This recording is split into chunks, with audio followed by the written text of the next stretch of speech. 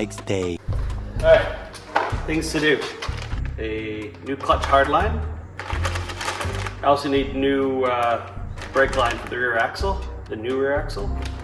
So, flare tool, bender, cutter. That's one. Soft line for clutch slave. Super long donor throttle cable. This will work. This is great. It has all the right fittings on both ends.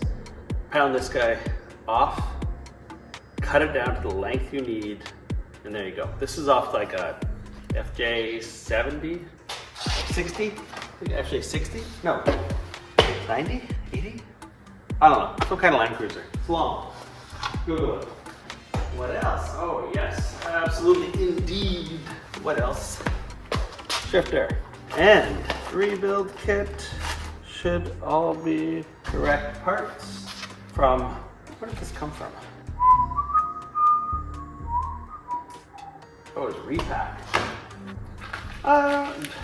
Whatever, who cares where it came from? Main point is this little guy. There we go. See? Nice and tight. So, in order to drive the car, the gas pedal needs to be able to actuate the throttles. Clutch pedal needs to be able to actuate the clutch. And you need to be able to shift gears. Okay. You know what? It's easy to forget how small these cars are. Like, look, like the dash is only like less than a foot deep. And then it's like the windshield is like touching right here. You can't put anything on the dashboard like that. It's like, oh, so what is this? My shift boot and inner. That is a big bag for this little boot. So this thing needs a serious cleaning. Also, this thing's supposed to be on the carpet. It's supposed to be glued there. It's certainly not glue it there. Later. Good grief, that is one loose shifter. Good, I'm glad I got the parts for that. So this is the part where everybody in their right mind says, wear safety glasses, the snap ring will take your eye out. Don't do this. I would definitely not recommend doing this. There's a big snap ring in there. Oh. Okay, yeah, so you can do that one without safety glasses because that one is ridiculously easy. Oh my God, what a pile of shit. Seriously? Look at the amount of detritus and trash inside of that. All right, back. I gotta brake clean the crap out of this. Am I in frame? I don't even know if I'm in frame. There you go.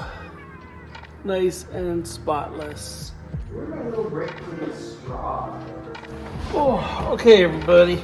These pieces was just, oh my God, just full. A little bit of grease and mud. It was disgusting. Step one, put the goop in the hole. Step two, goop here. Okay, so I got like the two new pieces in there. The flat rubber goes in the bottom. The curved rubber is a receiver for the ball, right? Make sure when you're putting this thing together that these two slots on your shifter, they have to line up with these two pins. But it doesn't care if you're backwards.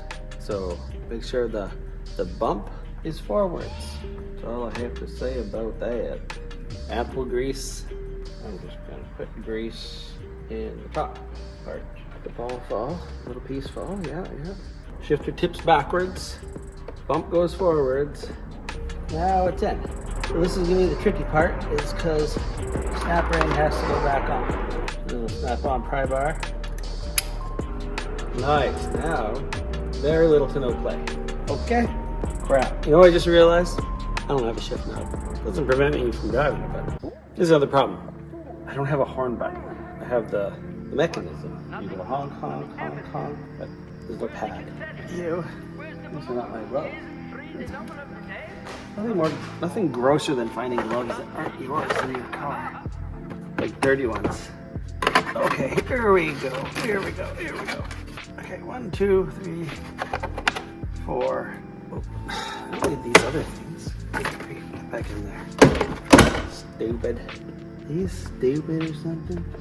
Okay, so that looks like that's the right size.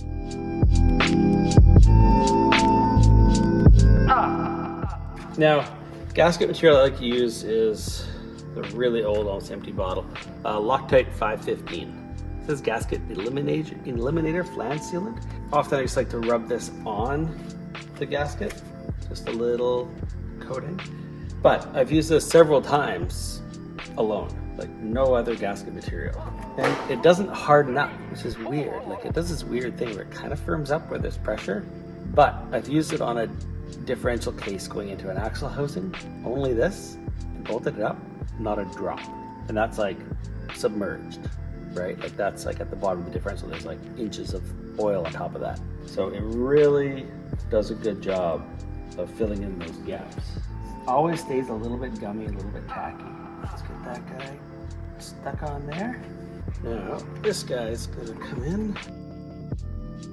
And here at Workstad Industries, we use new hardware. Have you called Flows yet? I regret calling. It cost me a lot of money. Call. Nobody calls. Just go on the internet, you buy stuff. They don't know who you are. They don't care. Well, they probably care a little bit. I mean, they're Corolla guys. It's only one reason to go into business selling Corolla bits. It's because you're a sad, sad individual with a deformed mind.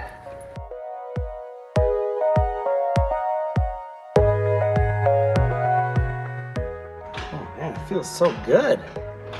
Oh, you're gonna get a short throw shifter? No, I'm not gonna get a short throw shifter. Think I'm gonna save time shifting? Think my shifting is what's slowing me down? No, me. I'm the one slowing me down.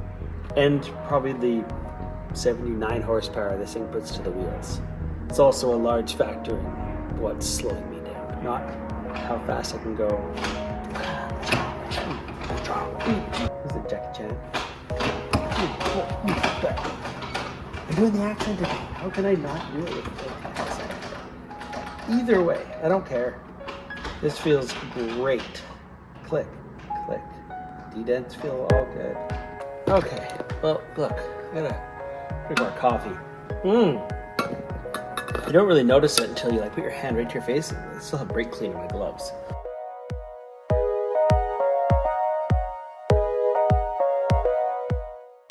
Okay, so I'm just making a temporary little piece, and this piece is supposed to just go, the metal piece is supposed to just go straight across.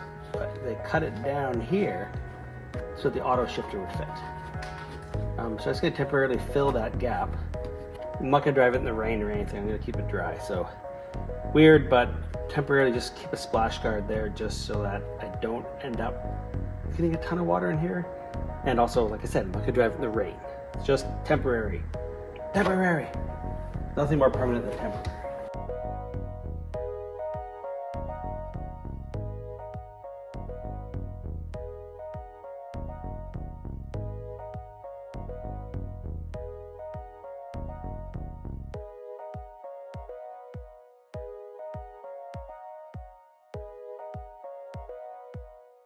Cool.